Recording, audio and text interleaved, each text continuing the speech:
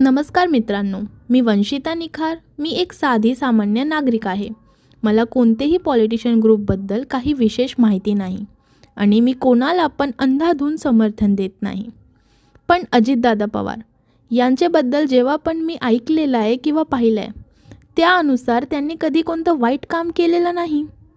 मग एक श्रेष्ठ नेत्यासोबत एक व्यक्ती ज्यांनी कधीच कोणतं वाईट काम नाही केलं, ज्याच्या मनात काही कपट नव्हतं, त्या व्यक्तीसोबत इतका मोठा प्रकार घडतो, तर सामान्य नागरिक म्हणून प्रश्न पडणार हे स्वाभाविक नाही का? तर ऐका, आज अजितदादा पवार आपल्यात नाही, याचं मला खूप दुःख आहे. हे फक्त त्यांचं कुटुंबाचं नाही, तर संपूर्ण महाराष्ट्राचं नुकसान आहे. सुनित्रा वहिनी यांनी डिप्टी CM पदाची शपथ घेतली, याचा खूप आनंद पण आहे.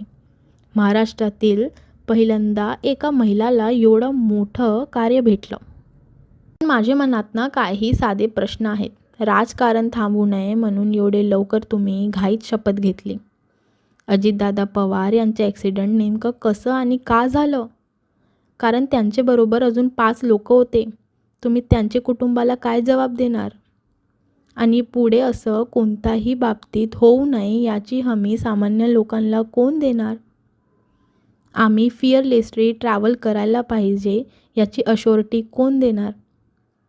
आपण एक मोठा नेता गमावलेला आहे, म्हणून आपल्याला फक्त भावना नको, आपल्याला सत्य हवं आहे.